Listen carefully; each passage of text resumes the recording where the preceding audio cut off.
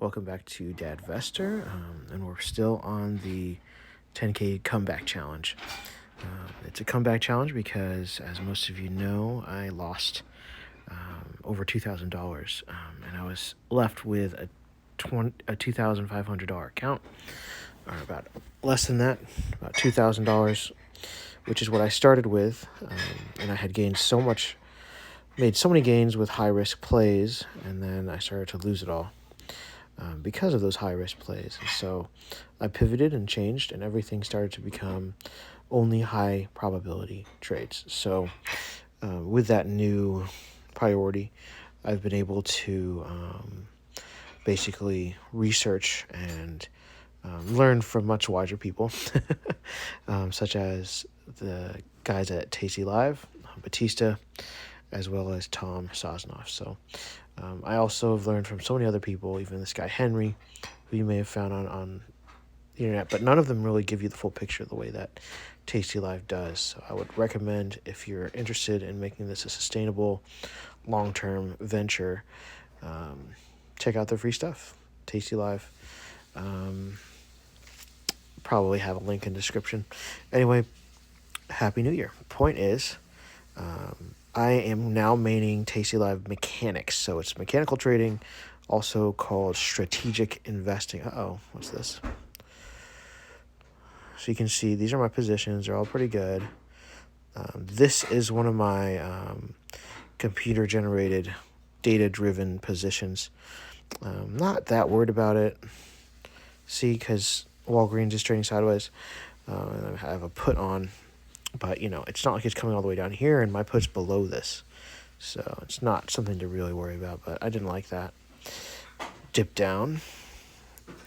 But, yeah, so maybe I'll do a little bit of live analysis here. So all my position, okay, so it's probably the call I have on S&P 500, SPY specifically, because it's bouncing.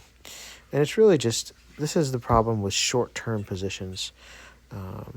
And I have a few of them, but really I'm trying to main, like I was saying earlier, Tastylive Mechanics. So that's really the 45 days to expiration. You can see these are all longer term trades. And even this and this were pretty much longer term trades, and this one. So I'm building an iron chain like I originally did, but it includes verticals now. Like this is a vertical spread. It's a call spread. So you can see gold. The reason why with this contract, you want your contracts to, if you're a premium seller like me, you want your contracts to decrease in value, because that means that you won't have to pay anything at the end, because you made the contract and you were paid for the contract. And so if the contract is worth nothing, then you don't have to do anything. You just take the money and walk away. Now, I manage almost all my trades early because it decreases your risk by a large amount, depending on the trade. So you can see gold, has been on a downwards trend. So this was a pretty good trade that I came up with. It's pretty good volatility in GLD, but my, these calls are at 202.5. So like, $12. It's not traveling that far.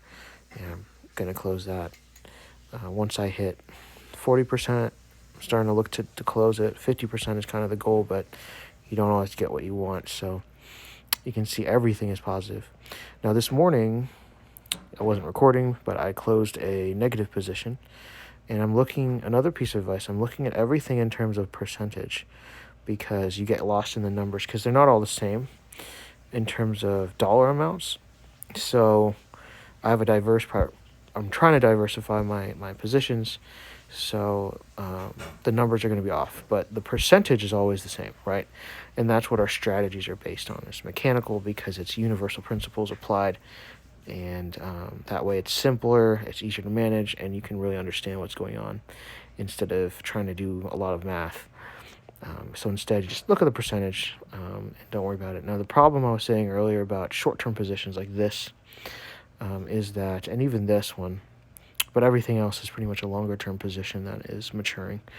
But having short-term positions, and why I'm moving away from them, is because they fluctuate so much. And that can make your portfolio move like that, where it's really not cool. But, you know, what goes down must come up.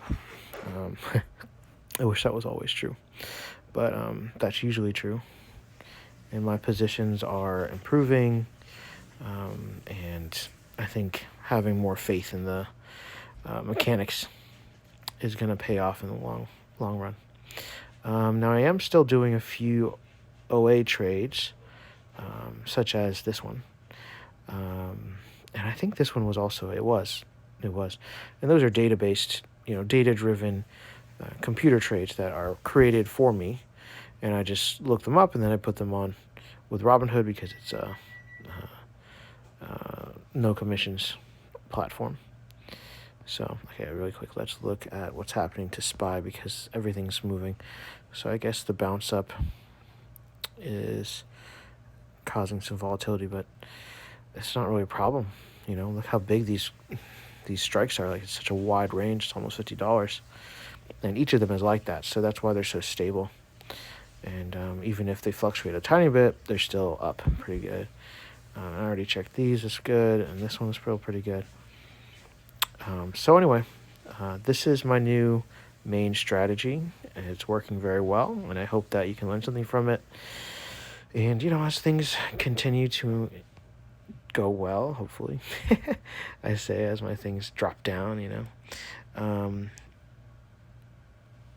hopefully I can continue to generally do well. And if, I find out that, like, these are really messing with my account, these short-term things, I might have to cut it out and only do longer-term trades.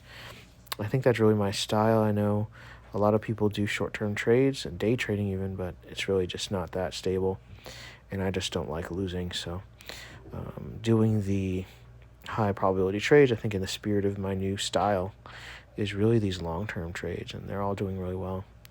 And a lot of the problems with, the volatility really in my account is because of the short-term stuff. So we'll see. This is still a learning process. And I'm just glad that I'm still up, and hopefully can hold on to some of my profits. So I'll do another check-in video on Friday, and hopefully things will be doing even better. But you know what? Everyone loses sometimes, and it doesn't mean that the strategy is wrong. It just means that things change, and you just have to realize you're never going to win 100% of the time. Not even professionals do that. No pro athlete wins 100% of the time. And so why would we expect all of our strategies to be perfect? The data suggests more of like a 70%. So you're going to have 3 problems out of 10, right? So that has been true for me, and I think managing your losers is the first step. So I might have to close some of these soon if they don't improve tomorrow, probably. But the winners will take over, and hopefully I'll make more of them as we go along. All right, keep it real. Peace.